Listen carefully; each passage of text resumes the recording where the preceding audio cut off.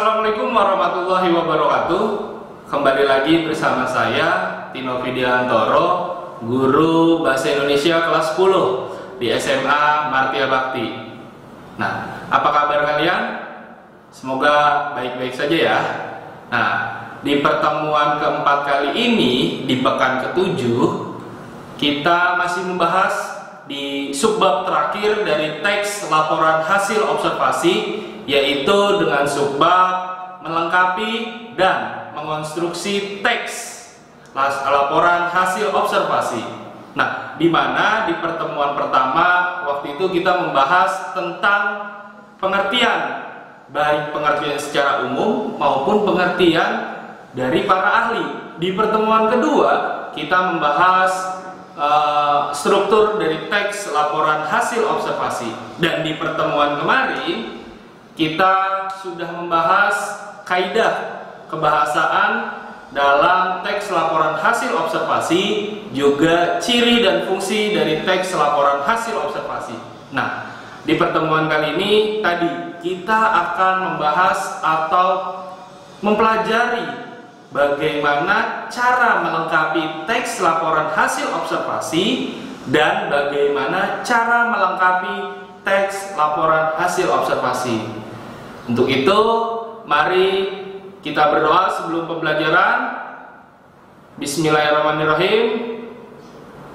Oke, kita masuk ke pembelajaran yang keempat dalam teks laporan hasil observasi dengan subbab melengkapi dan mengonstruksi teks laporan hasil observasi.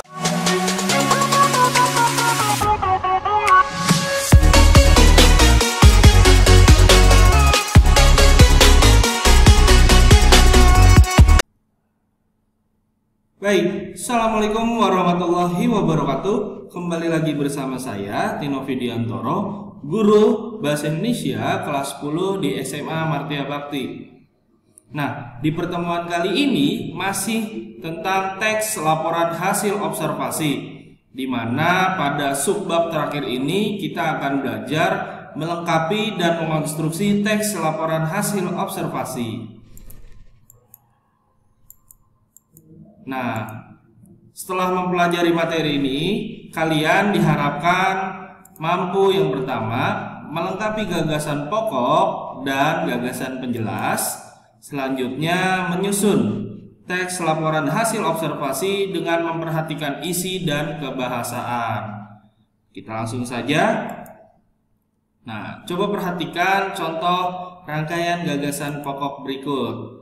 Yang pertama, merpati sering disamakan dengan dara atau burung dara karena termasuk dalam ordo yang sama. Ordo di sini semacam spesies.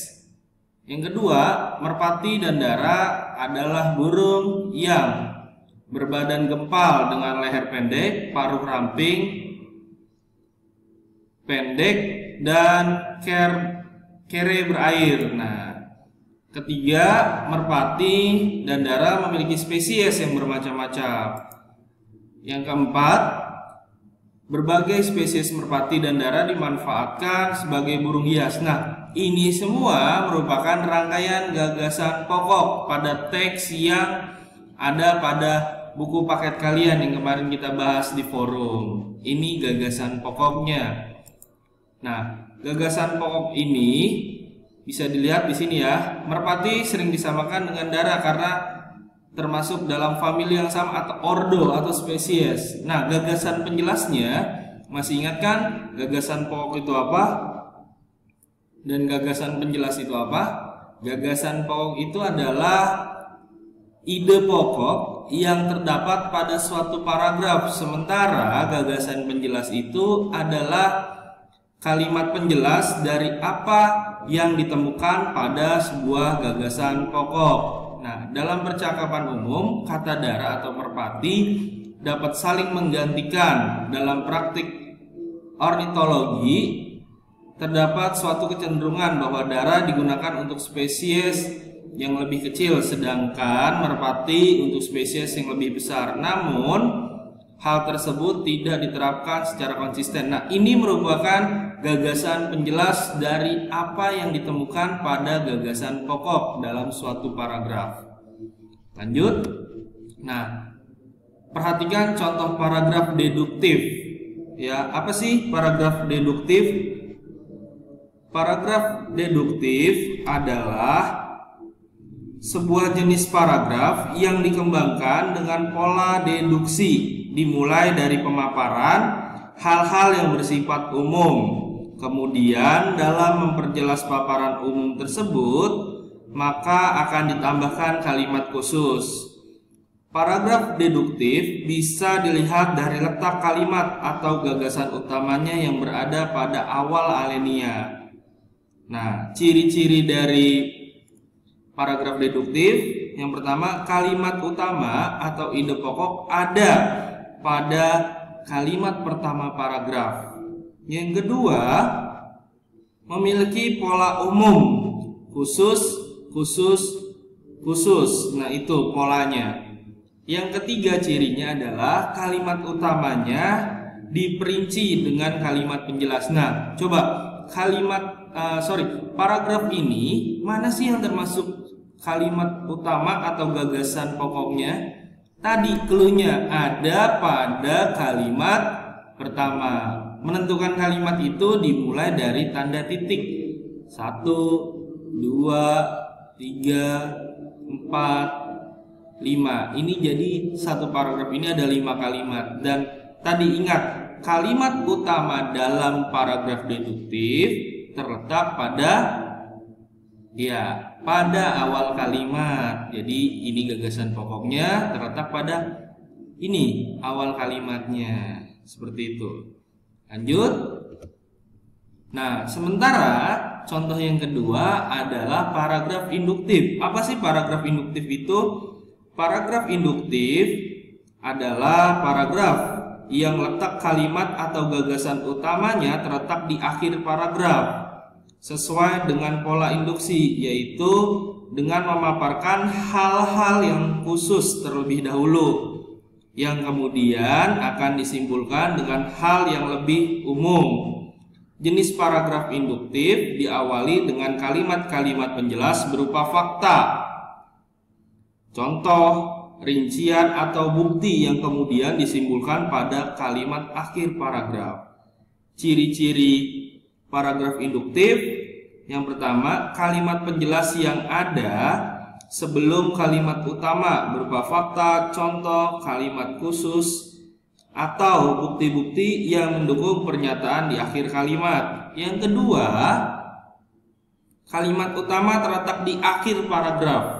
Dan ketiga, polanya khusus, baru umum. Nah, jadi paragraf induktif ini merupakan kebalikan dari paragraf deduktif. Kalau paragraf deduktif tadi letak kalimat utamanya itu di awal, sementara kalau paragraf induktif letak kalimat utamanya ada di akhir. Oke, lanjut.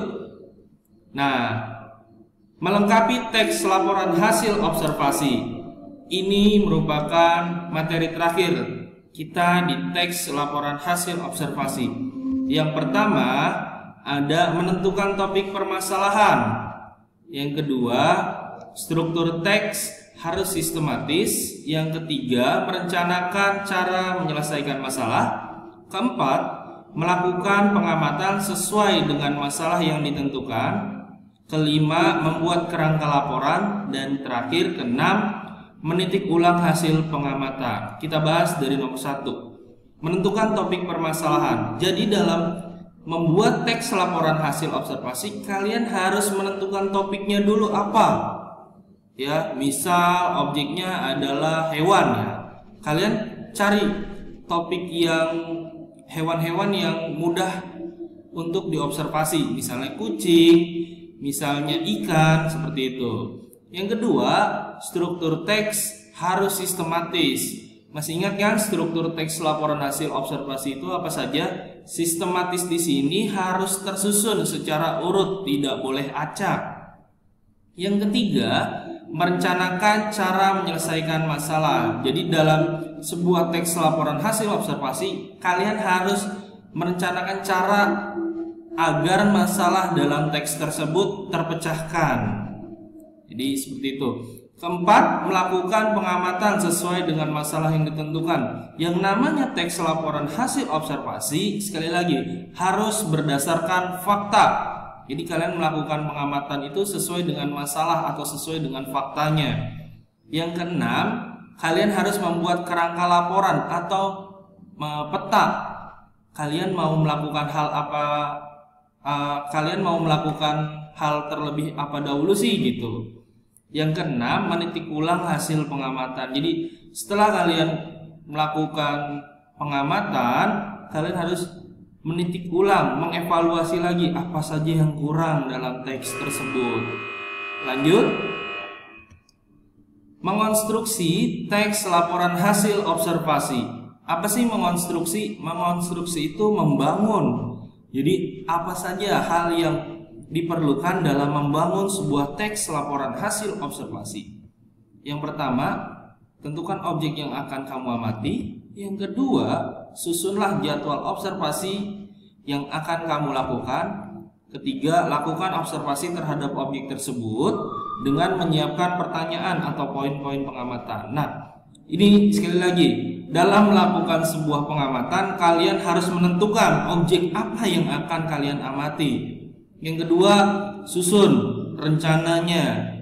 Setelah kalian menyusun, lakukan observasi atau lakukan pengamatan sesuai dengan faktanya, dan kalian harus menyiapkan pertanyaan-pertanyaan. Misal kalian mengamati atau melakukan pengamatan terhadap ikan, nggak bisa dong ikan ditanya, tapi pertanyaan di sini sifatnya adalah mengedukasi pembaca. Apa saja yang kalian wajib informasikan kepada pembaca tentang objek yang kalian amati. Lanjut.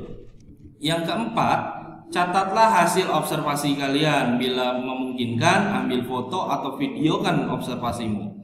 Yang kelima, susunlah teks laporan hasil observasi dengan memperhatikan ketepatan isi, struktur, dan kaidah kebahasaannya.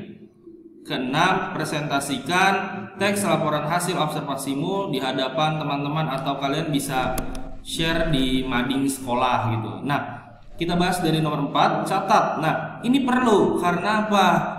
Kalau kita hanya melakukan observasi tidak ada bukti otentik atau dokumentasinya, kita akan kebingungan ketika kita menyusun teks laporan tersebut.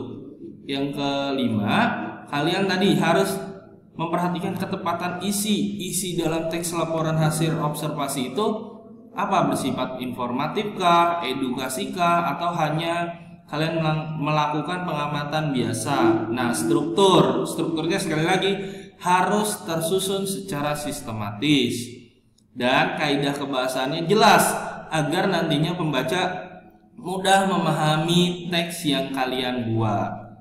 Yang keenam, ya tadi bisa kalian share ke mading sekolah, ke jurnal sekolah, selebihnya bisa kalian posting di sosial media kalian, seperti itu.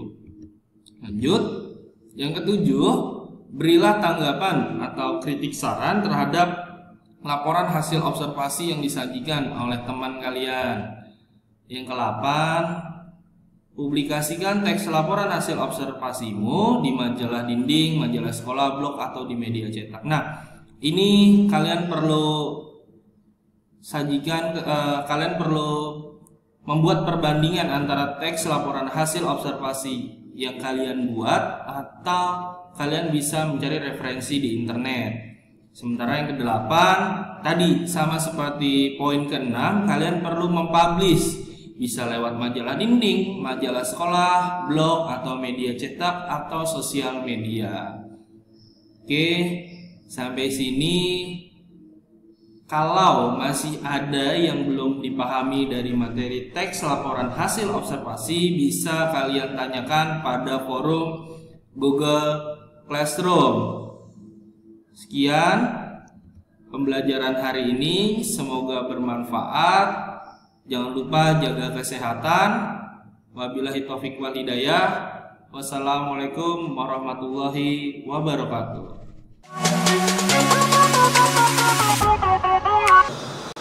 Nah, jadi seperti itu. Ada beberapa unsur yang harus kalian lengkapi dalam membangun teks laporan hasil observasi. Nah, bicara tentang melengkapi, struktur di dalamnya itu harus lengkap. Karena bila mana struktur di dalamnya itu tidak lengkap, nantinya pembaca akan bingung. Dan tadi mengonstruksi atau membangun. Ada banyak faktor ketika kalian membangun atau mengonstruksi sebuah teks laporan hasil observasi. Jadi seperti itu. Nah, sekian pembelajaran hari ini, semoga bermanfaat. Jangan lupa sukai, komentar, dan bagikan channel SMA Martia Bakti untuk media pembelajaran kalian. Terima kasih. Wassalamualaikum warahmatullahi wabarakatuh.